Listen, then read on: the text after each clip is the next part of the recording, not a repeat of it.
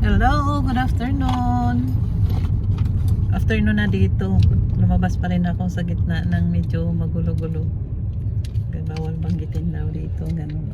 Yan, hatid muna ako sa aking my man. Ching! My baby boy. Tingin ka dito. Oy! Ayan, papunta kami doon sa salon. Wala masyadong tao sa sa labas. Ayan.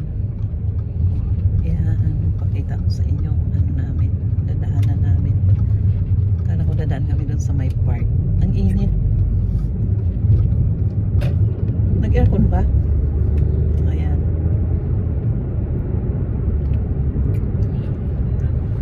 Ayan, nakaano naman. Okay. Tama na yan, tama lang temperature yan.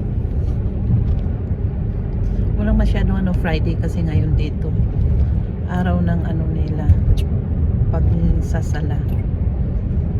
Walang masyadong tao at saka halos day off ngayon ng mga worker dito. Kaya kukunti lang makita yung pero maraming naglalakad kahit paano, mayroon ding nagpapasaway kahit bawal. Ayun, sa tawiran staff dito. Ayan, pakita ko sa inyo paano maglabas. Ayan, papakita ko sa inyo ang view ng Qatar ng aming dadaanan. Ito yon. Dito napaka-disiplinado kapag mag-go ka kahit kaunti lang na alam mo na huli ka sa magkano bayad? 6,000. Kaya dapat talagang ingat na ingat ka mag-drive dito. Tapos yung mga sasakyan nila na mga public, may mga logo ng nila Qatar. Yan.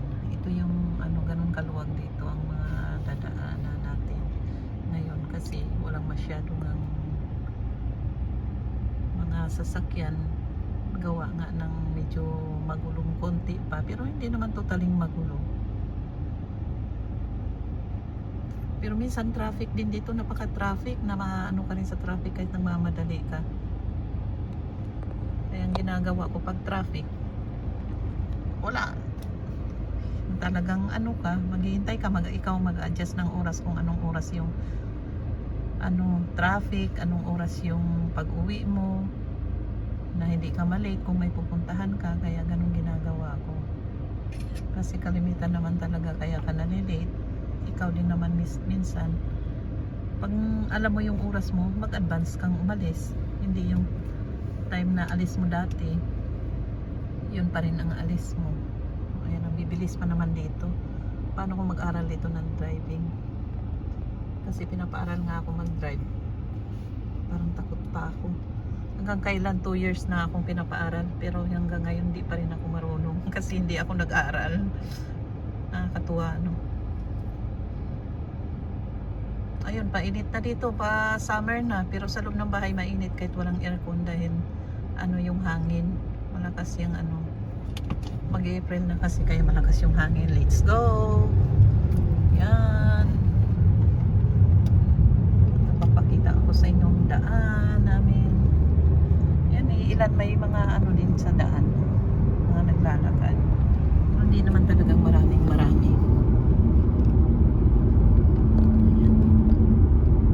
Gandahan lang dito kapag talagang medyo kung safe ka dito kumpara sa atin talaga. Dito kahit anong oras ka maglalakad sa daan, hindi ka naman babastusin, hindi ka talagang takot sila sa parusang mangyari sa kanila kapag gumawa silang hindi tama dito ang bansang ito. Napaka safe. Kaya kung may chance kayo na tumira, pipiliin yung ganitong bansa kahit hindi niyo sila kauri, ay wala ka namang pakialam sa kanila, basta namuhay ka lang ng patas, wala namang problema, wala namang magiging problema.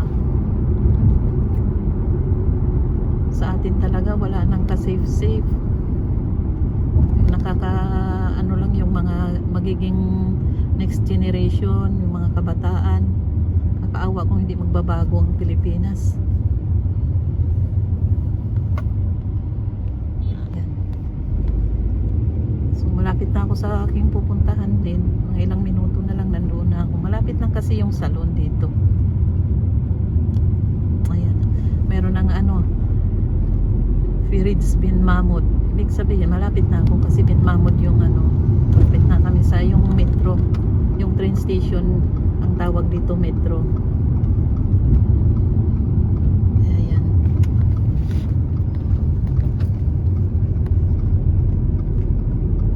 Diba napakatahimik. Sino bang aayaw sa ganitong lugar manirahan? Napakatahimik. Ayan, ito yung train station nila. Ang tawag nila dito metro. Ayan. Isang linggo din ako hindi pumasok buhat nung kaya namimiss ko rin yung araw-araw kong ginagawa, kaya kailangan sisilip-silip din ako kahit papano. Hindi naman kahapon wala nang putok dito. Last na yung kahapon 13. Hindi ako magkamali, 13 yung sumabog. Pero ngayong kagabi tahimik na hanggang ngayon. Sana continue na ito para kami naman makauwi. Walang flight, paano na kami? Yan, nakakalungkot pag kasi noong 25 March 25 February 25 sinabihan ako ng anak ko na babae, tara magbakasyon muna tayo 1 week. Sabi ko ayoko. Sabi ko na lang, pagkatapos ng bakasyon ako naman kako. Kasi yung apo ko rin nagtatanong kasi magbablog raw kami. Siyempre ngayon ko lang na yung apo ko dahil noon bata pa siya, maliit pa. Hindi masyadong madaldal. Pero ngayon talagang na siya, magbablog nga raw kami.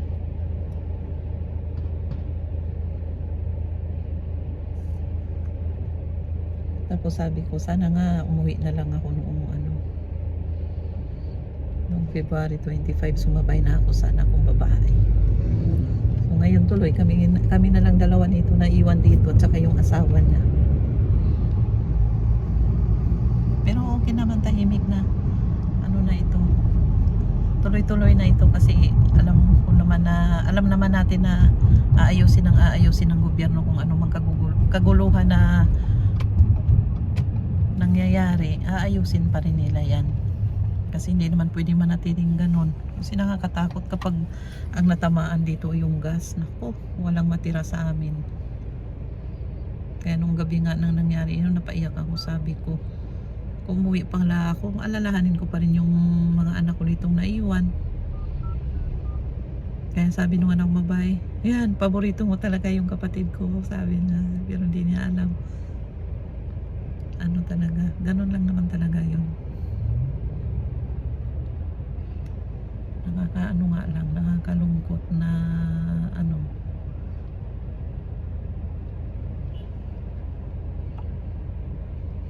di ba? Pero maayos din ito siguro. Sa loob ng isang buwan maayos din. Hindi naman siguro habang aabot ng 2 buwan. Kawawa yung mga na-stranded din dito. Unang-una may mga naghihintay din sa kanilang pamilya. Nag-alala. Ako nga, sabi ko nga, sana kahit kahit mahirap lang, basta walang gulo, okay lang. Hindi ka aabot sa ganito. Pag may pumutok, silip ako sa bintana. Minsan madaling araw, sabi ng anak ko, matulog na raw ako. Paano ka makatulog?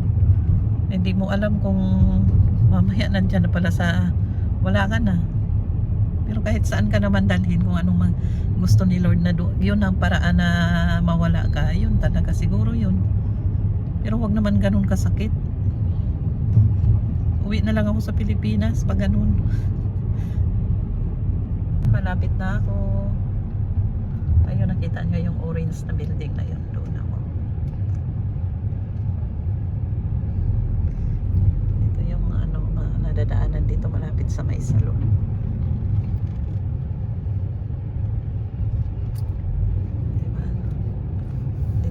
kasi ako namimili pag ano minsan pang kulang sa ulam. Yan, itong supermarket na ito. Diyan ako namimili.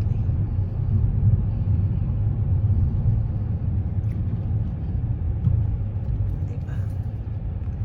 Huwag nang i-ano kasi makita yung plate number dito na lang, baka pataas na lang. Kasi alam mo naman maselan sila. Kaya kailangan ingat na ingat ka. Ito dito ako na building na ito. Yan. Yan.